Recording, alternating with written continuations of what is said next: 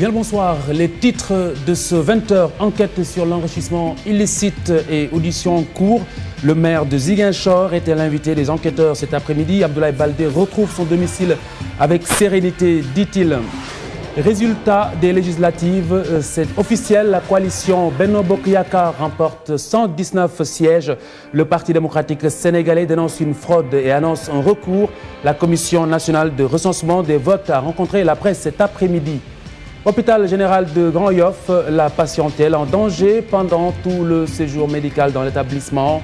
À Thiès, quartier sud, stade, la Sénégalaise des eaux fait payer aux abonnés de l'eau qui ne coule pas des robinets depuis maintenant 6 mois. Bienvenue à tous.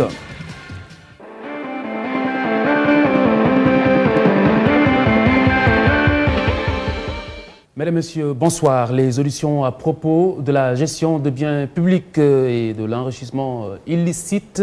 Abdoulaye Baldé était face à la section de recherche de la gendarmerie de Colobane cet après-midi. L'interrogatoire du maire de Ziguinchor portait sur son patrimoine selon lui, qui selon lui n'a pas évolué depuis 2000. Son parcours professionnel a été également abordé. En revanche, aucune question au sujet de l'Agence nationale pour l'organisation de la conférence islamique dont il fut le secrétaire exécutif. Baldé a quitté les lieux par une porte dérobée. Il déclare être à la disposition de la justice. Je rappelle également toujours au sujet de ces solutions que le fils du chef, de l'ancien chef de l'État, Karim Wade, retrouve les enquêteurs. Il repasse donc demain devant la section de recherche de la gendarmerie de Colobane, ce après son audition de mardi dernier. Législatif de dimanche dernier, c'est officiel, Benno Bokk Yakaar remporte 119 sièges à l'Assemblée nationale. La Commission nationale de recensement des votes a fait l'annonce cet après-midi devant la presse. La coalition du camp présidentiel obtient donc 87 députés de sa liste départementale et 32 élus au scrutin proportionnel. La liste nationale, voici les explications du président de la Cour d'appel. Scrutin proportionnel. D'abord avec un taux de participation fixé à 36,67% et un quotient national de 32 696, ce qui donne pour l'élection proportionnelle PVD 2 députés, 2 sièges, MPS Faxas 1 siège, MRDS 2 sièges, URD, 1 siège. AJ, PADS, 1 siège. CPJE, 1 siège. Bës Du Ñakk, 4 sièges. Bokk Gis Gis, 4 sièges. PDS, 9 sièges. Tekki 2012, 1 siège. DST Alassane Ndoye, 1 siège. Leeral, 1 siège. Bokk Gis Gis, Bokk Yakaar, Benno Bokk Yakaar, 32 sièges. Le Parti démocratique sénégalais, pour sa part, dénonce un bourrage des urnes dans certains départements, dont Kébémer, perdu par le parti de l'ancien président, c'est sa ville natale, depuis donc 2000, et annonce du coup un recours. Écoutez. En ce qui concerne les départements de Kébémer, de Dagana et de Mbacké, nous allons introduire un recours auprès du Conseil constitutionnel parce que nous avons pu constater dans certaines communautés rurales de ces départements un bourrage d'urnes, des incohérences et un certain nombre de falsifications des résultats liés, par exemple, pour la communauté rurale de Diama dans le département de Dagana, au fait que notre tête de liste avait été débauchée avec les fameux conseils des ministres décentralisés tenus à Saint-Louis. Et c'est lui-même qui avait choisi nos représentants dans les bureaux de vote. Donc il a réussi à retourner. Donc finalement le PDS n'était pas représenté là-bas. Et nous avons assisté à un bourrage d'urnes au niveau de cette communauté rurale. C'est la raison pour laquelle nous avons demandé que les bureaux de vote de cette communauté rurale soient invalidés, soient annulés.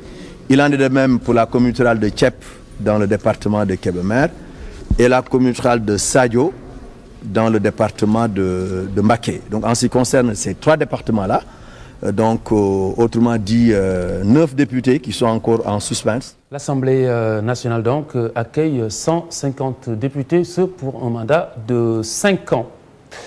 Et puis ce drame de Toubacouta dans la région de Fatick, le bras de mer qui retient 4 des 40 élèves en baignade dans le cadre d'une sortie récréative de fin d'année.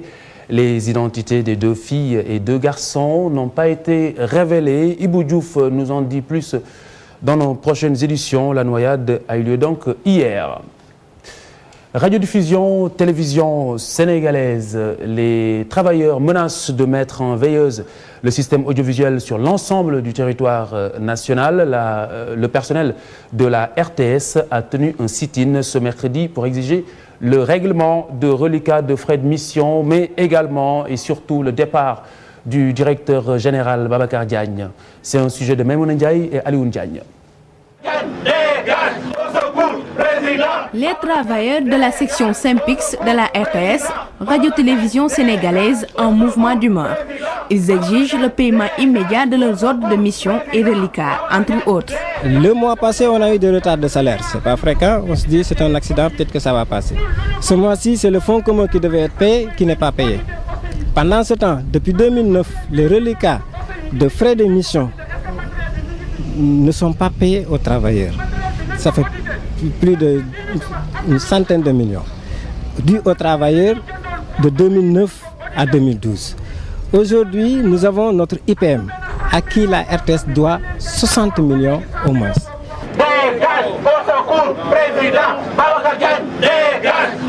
Ces agents demandent au président de la République, Macky Sall, d'auditer d'urgence l'institution. Il faut des changements au niveau de la RTS. Il faut auditer la RTS. Il faut financer la RTS. Je pense que c'est un impératif. Aujourd'hui, nous ne sommes plus là à demander le départ de Babacar Diagne. Ce qui nous intéresse, c'est ce qui va se passer après le départ de Babacar Diagne.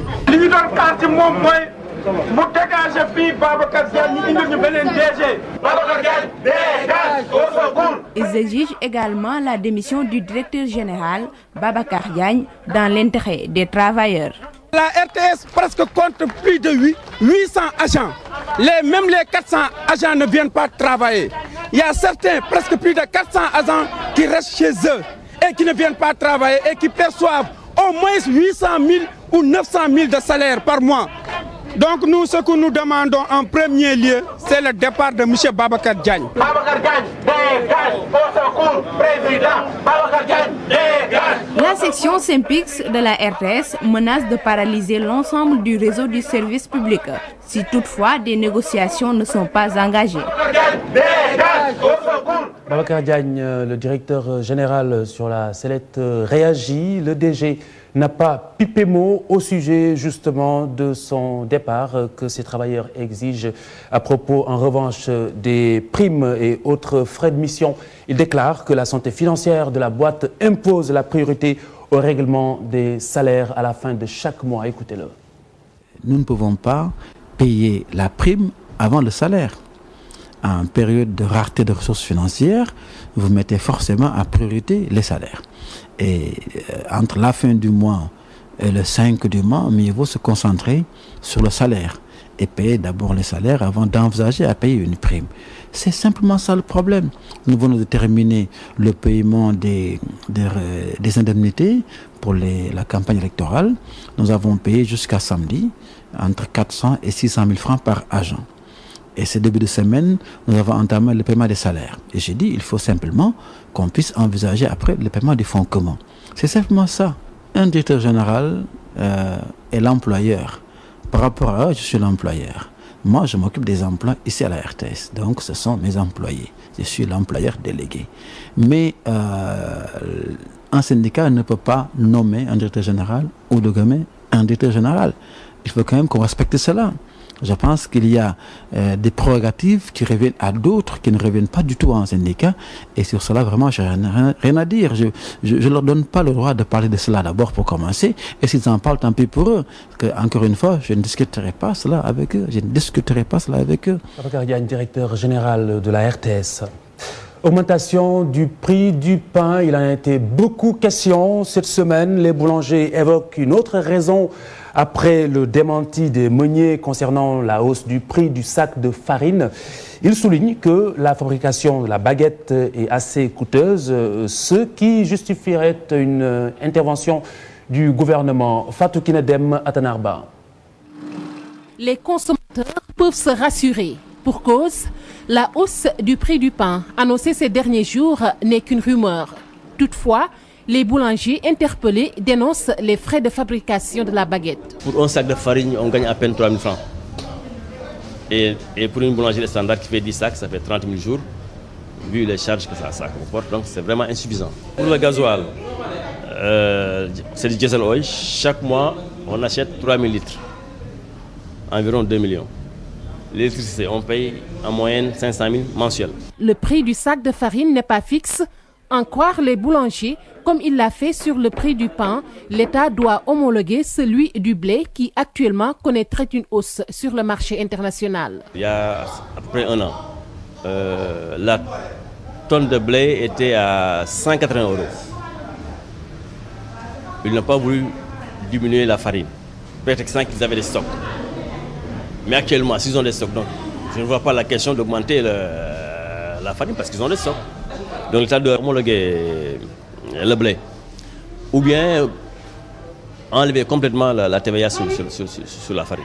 Promouvoir la consommation locale, est-ce une manière de sortir de ces difficultés? Dans ce sens, la Banque mondiale a initié un projet avec la Fédération des boulangers du Sénégal. Au niveau de la fédération, on est en train de trouver une solution alternative sur le pain dolé, c'est-à-dire le pain à base de céréales locales, du mil, du maïs ou du mil, maïs et niébé. Donc avec la Banque mondiale, on a eu des pétrins qui sont là-bas au dehors, qu'on n'a pas encore installés. 1 demi-milliard, c'est le coût de ce projet. Sa mise en œuvre est prévue très prochainement.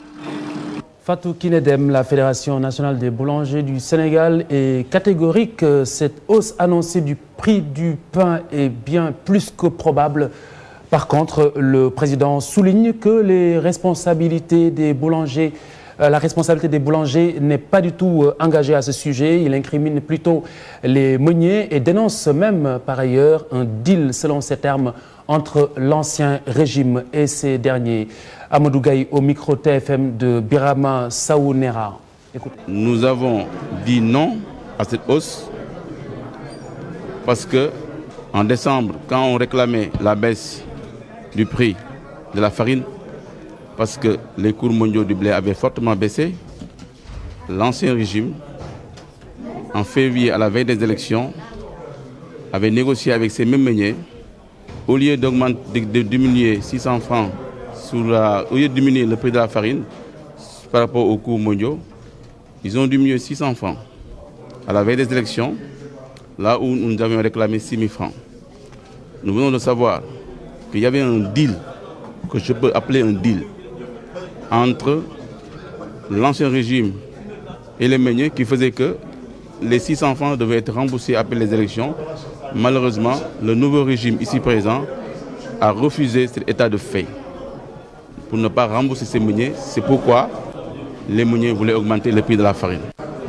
Le président de la Fédération sénégalaise des boulangers sera avec nous en fin d'édition pour plus d'informations à ce sujet.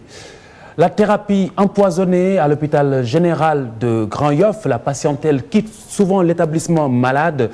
La situation géographique de Ogui est à l'origine du mal. Les eaux stagnantes de la zone de captage, un canal à ciel ouvert, un environnement peu propice au bien-être. C'est le constat de Amina Sow et Mardieng.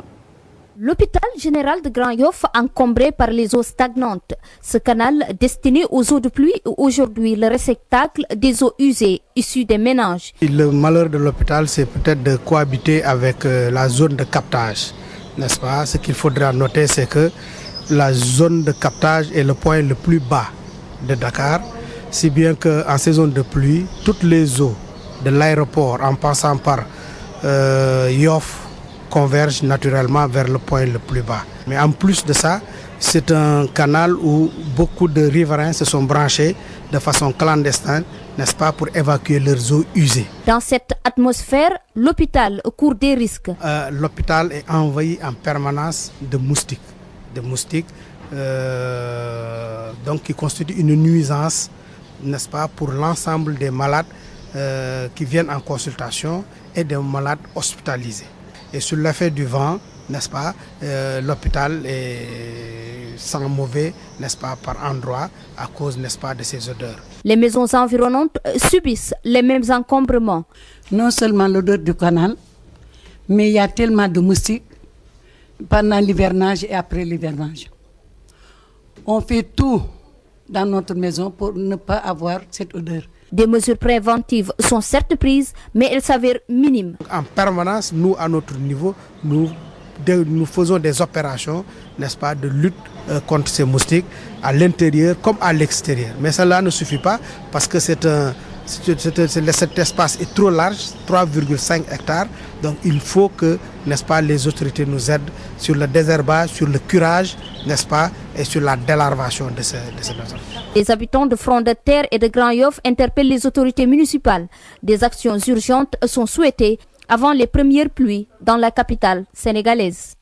Thiès à présent, quartier Sud-Stade, pas une seule goutte d'eau depuis maintenant 6 mois, si ce n'est plus, ne coule des robinets donc de ce quartier de Thiès. Malgré tout, la SDE demande aux abonnés, selon eux, de payer l'eau qu'elles n'ont pas bu.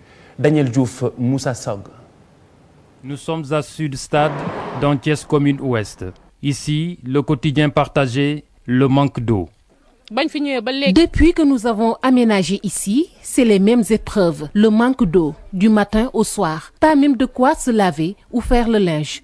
Depuis ce matin, on n'a pas pris ni déjeuner, ni petit déjeuner. Parce que nous ne trouvons pas ce liquide précieux. Les vendeurs d'eau en profitent. Ils nous vendent le fût à 1000 francs, voire plus. Pour ces familles, les jours se ressemblent. Dès le matin, une seule préoccupation, la recherche du liquide précieux. Nos maris sont fatigués. Ils subissent les contre-coups financiers, des fûts d'eau à 700, voire 1000 francs. Et c'est même insuffisant. On ne parvient pas à faire la cuisine. Au mieux, on fait le ménage avec. Voilà 6 mois que nous vivons cette situation. Il nous arrive de veiller sans une goutte d'eau. Pas même de quoi faire ces ablutions. 700 francs le fût, difficile de se procurer 2 à 3 fûts s'il faut faire le ménage. C'est épuisant. La citerne n'est pas régulière. Et quand on ne la voit pas, on est obligé de chercher partout. On est fatigué. Ces populations ne reçoivent aucun service de la SDE. Leur seul rapport à cette institution, la délivrance de la facture mensuelle. C'est dur. Et au niveau de la SDE, on n'a aucune explication. N'empêche, les factures sont toujours à la hausse. À la SDE, on nous dit que c'est nos tuyaux qui sont étroits ou bouchés. On doit nous venir en aide. Nos mamans sont fatiguées, les enfants aussi. Le matin, avant d'aller à l'école, notre première préoccupation, c'est l'eau. C'est dur. Ces familles de Sud-Stade à Thiès vivent des épreuves vraiment, au point que certains propriétaires envisagent de quitter leur maison pour la capitale. Le décès aujourd'hui de notre confrère Souleymane Diop, Jules, qui était directeur de publication du quotidien L'Observateur, a été inhumé en fin d'après-midi à Thiès. Les condoléances de la direction générale du groupe Futur Média et de l'ensemble du personnel. Dieu l'accueille.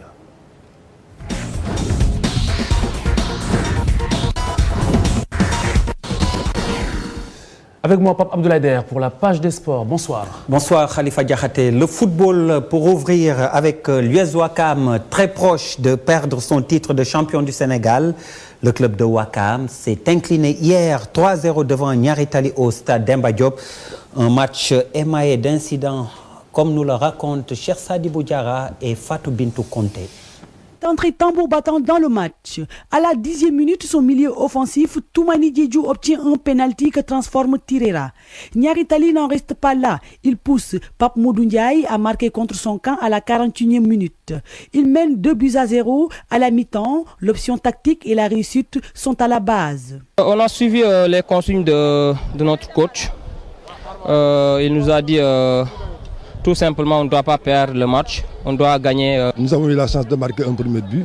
Donc ils avaient une obligation de résultat, ils se sont découverts et on a eu les buts. En deuxième mi-temps, l'US Ouakam bouscule un peu Niaritali. Son attaquant Sadio Diao obtient plusieurs occasions, mais il manque d'efficacité. Une période diversement appréciée. On a mené 2-0.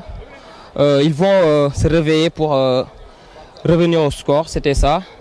On a resté humble. Aujourd'hui, à un certain moment donc, du match, les joueurs se sont bien comportés, si on peut dire en fait d'une manière générale.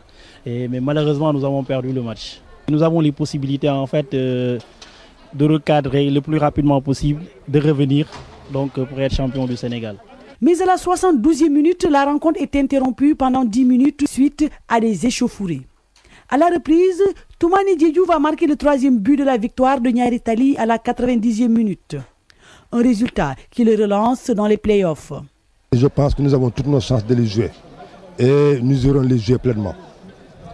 Niaritali reprend provisoirement la 2e place du classement avec 4 points derrière Casa Sport après 3 journées. Le club du Sud est son prochain adversaire lors de la 4e journée à Ziguinchor.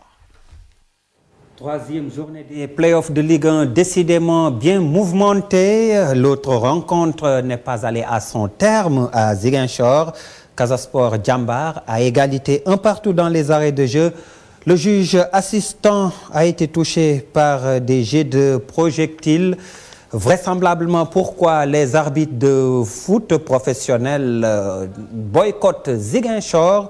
La commission centrale des arbitres CCA a décidé de ne plus envoyer donc d'arbitres officiers dans la capitale du Sud jusqu'à nouvel ordre. C'est son premier vice-président Amadou François Gueye qui l'a annoncé dans un entretien à l'APS, l'agence de presse sénégalaise, ce mercredi. Décision sortie de la réunion de la CCA mardi suite à des menaces donc reçues de la part des supporters du Casa Sport. Le classement FIFA de ce mois, le Sénégal pointe à la 61e place, classé à la 63e place en juin. Avec un bond donc après un bond de 14 places, le Sénégal progresse encore de 2 places. En ce mois de juillet, et c'est grâce au bon début en éliminatoire de la Coupe du Monde 2014. L'Espagne, au classement général, mène toujours le bal après son sacre à l'Euro 2012, suivi de l'Allemagne et de l'Uruguay à la 3e place. L'Italie, finaliste de l'Euro 2012, gagne 6 places et se retrouve donc en tête de peloton. En Afrique, la tête du classement est occupée par la Côte d'Ivoire, meilleure sélection africaine à la 16e place au classement général. Prochain classement le 8 août prochain. Et puis cette information avant le rugby, Elie Bopp succède à Didier Deschamps sur le banc de l'Olympique de Marseille. Le technicien français a également entraîné Saint-Étienne, Bordeaux, entre autres. Je vous le disais, la Coupe d'Afrique de rugby à Madagascar, le 15 du Sénégal passe à un doigt de l'exploit à Tananarive face à la Namibie, deuxième nation africaine de rugby derrière l'Afrique du Sud. Les Sénégalais ont perdu sur le fil 20-18, un drop encaissé à 2 minutes de la fin du match alors que les Lions menaient par 18-17 devant les Namibiens. C'est la déception qui anime la délégation présente à Madagascar, selon Jérôme Gérard. C'est le secrétaire général adjoint de la Fédération de rugby, le Sénégal, qui a fait, donc selon les Écoins, forte impression. Le 15 sénégalais joue dimanche la 3e place du tournoi face au Maroc, les Marocains battus par les Malgaches. Khalifa Diakhaté, vous avez là l'essentiel pour les sports. Pape Abdoulaye Der, merci. Dans un instant, nous recevons notre invité Amadou Gaye, c'est le président de la Fédération sénégalaise des boulangers du Sénégal. Il est question, bien entendu, de cette hausse annoncée du prix du pain. Cette hausse aura-t-elle lieu ou pas? Il est là ce soir pour nous en parler. Quelles sont les motivations de cette décision? Monsieur Amadou Gaye, bonsoir. Bonsoir. Alors, je suis tenté de dire cette embrouille, cette confusion autour de cette hausse annoncée. Qu'en est-il vraiment? Le prix du pain va-t-il augmenter ou pas? Parce que, de toute façon, le consommateur attend toujours d'y voir clair. Écoutez, je pense que toujours, pour expliquer d'abord la situation, nous n'avons pas dit que le prix du pain va augmenter. Nous avons simplement annoncé que les meuniers avaient une intention d'augmenter le prix de la farine. Oui. Et que la manière dont ils l'ont fait, donc c'était normal que la Fédération des boulangers dénonce cet état de fait. Ils n'avaient aucune raison de procéder à une augmentation du prix de la farine, quelles que soient leurs explications par rapport au cours mondial du blé. Vous vous rappelez, en décembre 2011, les boulangers du Sénégal, vu avec la baisse des cours mondiaux du blé sur le plan international, qui était de 289 € la tonne, nous avions interpellé l'ancien régime pour les expliquer. Aujourd'hui, il est temps que les meuniers baissent de 6 000 francs le sac de farine. Donc, avec tout cet tintamarre qu'on a eu à faire, et à la veille des élections, les meuniers, en concertation avec l'État, ont baissé 600 francs, et que nous, on était en veille des élections, nous n'étions pas satisfaits, parce qu'il y avait non seulement sur la farine, mais sur les autres... C'est une décision électoraliste. C'est une décision électoraliste qu'on avait fait, mais aujourd'hui, on comprend pourquoi cette décision. Parce que nous avions pensé que c'est parce que il y avait, les cours avaient chuté, c'est parce qu'ils ont produit 600 francs que nous avons jugé très faible. Mais il paraîtrait qu'il y avait un deal quand même avec l'ancien régime et les meuniers qui faisait un compromis qu'après les élections, on devait les rembourser les 600 francs. Très bien.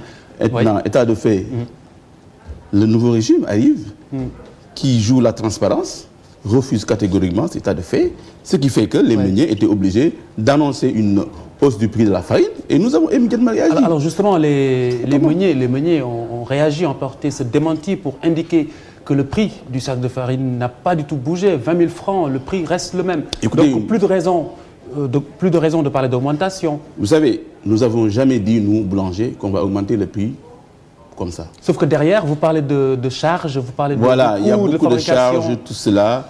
Mais simplement, pour simplement vous dire, je me porte en faux. Ces meuniers avaient bel et bien l'intention lundi d'augmenter 600 francs. Du coup, on a la confirmation, je vous dis, je viens de sortir au niveau du ministère du Commerce. Quand même. On avait la confirmation que ces meuniers avaient bel et bien décidé de le faire. Ils avaient envoyé des SMS à tous les boulangers. C'est la raison pour laquelle vous aviez l'intention d'augmenter le prix de la baguette de pain. C'est bien cela? Mais nous avions pensé que l'État était au courant que cet État-là, nouveau régime, les avait autorisés. Mais nous avons compris maintenant que ce nouveau régime était plus de cours. Parce que ces meuniers-là, le ministre des Finances a refusé de suivre leur démarche. Très bien. Simplement parce que nous avons dit, au moment où ce nouveau régime est en train de demander la baisse des denrées de première nécessité, et au moment où on va vers un mois de Ramadan, mais nous n'avons jamais voulu qu'une augmentation du prix de la farine. Très bien. À plus forte raison, une augmentation du prix du pain. Donc, il n'est pas dans les intentions des boulangers du Sénégal d'augmenter le prix de la farine, mais il fallait dénoncer que c'est les meuniers qui voulaient augmenter la farine et que nous nous disons non. C'est pourquoi nous avons invité aujourd'hui les consommateurs à se joindre à nous. Pour que, si toutefois que ces meuniers menacent d'augmenter la farine, qu'ensemble, qu'on dénonce cela et on va essayer de les dénicher pour pouvoir qu'ils ne puissent pas augmenter le prix de la farine parce qu'ils n'ont aucune raison de le faire. Très bien. Alors les meuniers ont vite réagi en précisant que le prix du sac de farine n'a pas augmenté, 20 000 francs CFA, le prix reste le même. Vous, c'est la raison, cette crainte d'augmentation du prix du sac, c'est cette raison-là qui vous avait motivé à apporter une hausse au prix donc, de la baguette de pain. Est-ce que donc ce soir, vous êtes en mesure de dire aux Sénégalais qui n'ont plus de raison de s'inquiéter que le prix de la baguette ne va pas du tout augmenter? Effectivement, aux Sénégalais qui se rassurent. Très bien. Parce que nous venons de sortir avec la décision du commerce.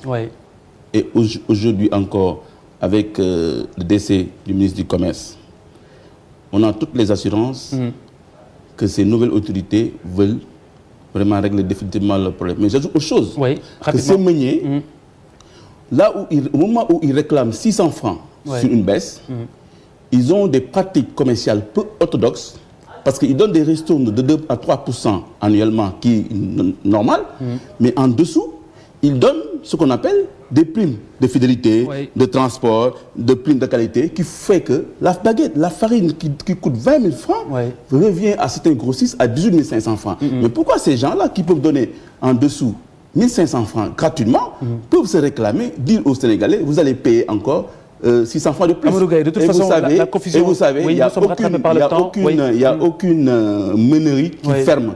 C'est uniquement les boulangeries qui ferment. Donc nous avons voulu dénoncer ce cartel de meuniers, que ces choses s'arrêtent. Il faut que les consommateurs le sachent. Nous sommes avec les consommateurs, nous allons jouer avec eux.